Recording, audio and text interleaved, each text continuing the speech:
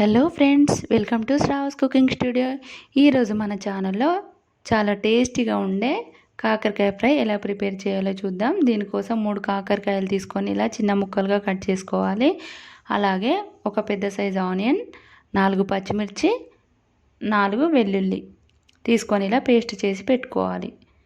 ఇప్పుడు వీటితో పాటు ఎండు కొబ్బరి పౌడర్, అలాగే నువ్వుల పౌడర్ కూడా తీసుకొని పక్కన పెట్టుకోవాలి.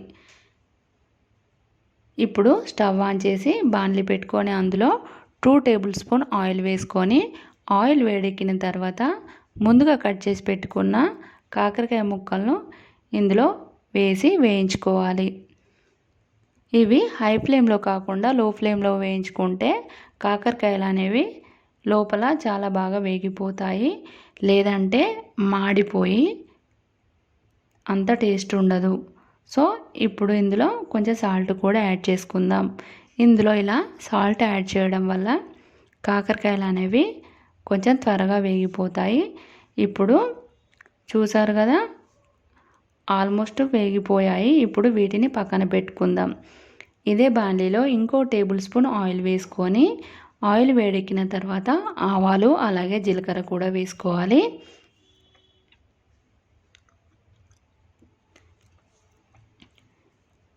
ఇవి వేసుకున్న తర్వాత ఇప్పుడు ముందుగా కట్ చేసి పెట్టుకున్న పచ్చిమిర్చి కూడా యాడ్ చేసుకోవాలి.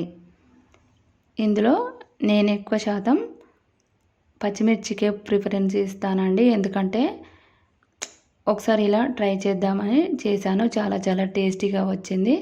అందుకే అలాగే ఆనియన్స్ కూడా వేసుకుందాం. ఇవన్నీ బాగా వేగిన తర్వాత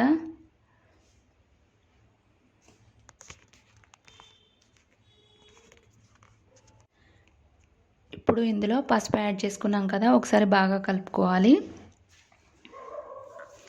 అలాగే ముందుగా పేస్ట్ చేసి పెట్టుకున్న వెల్లుల్లి పేస్ట్ కూడా వేసి అది పచ్చి వాసన పోయేంత వరకు బాగా కలుపుకోవాలి. ఏ కర్రీ అయినా మనం నిదానంగా లో ఫ్లేమ్లో చేస్తే చాలా చాలా టేస్టీగా ఉంటుంది.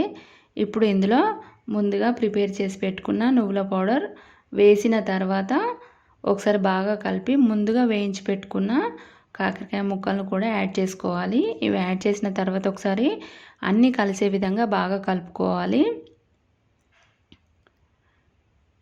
ఇందులో మీకు కాకరకాయల్లో పచ్చిమిర్చి నచ్చని వాళ్ళు కారం కూడా యాడ్ చేసుకోవచ్చు.